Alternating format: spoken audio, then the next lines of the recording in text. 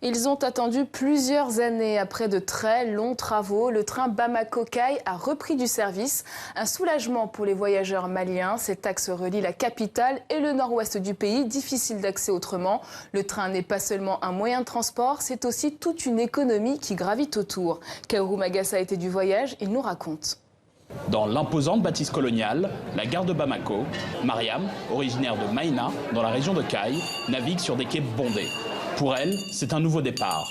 Cela fait plusieurs années qu'elle n'a pas pris le train. Maïna est une ville commerçante. Toutes les activités sont tournées vers la gare. Et tous les petits villages qui bordent le trajet avant d'arriver sont inaccessibles sans le train.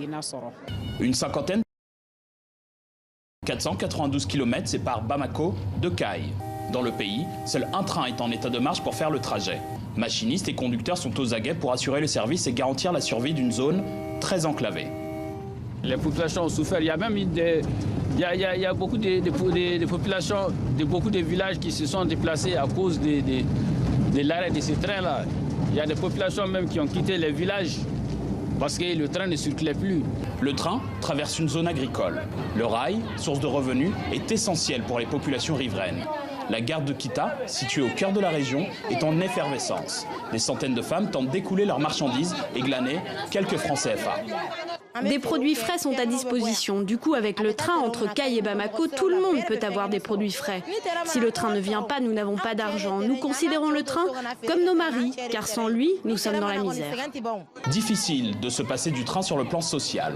L'État vient de reprendre la charge du rail, mais à 7 000 francs CFA le trajet pour 336 places, la ligne n'est pas rentable.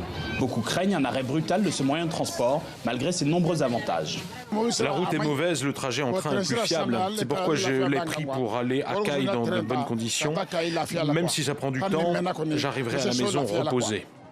Après 18 heures et une trentaine d'arrêts, l'arrivée se fait de nuit.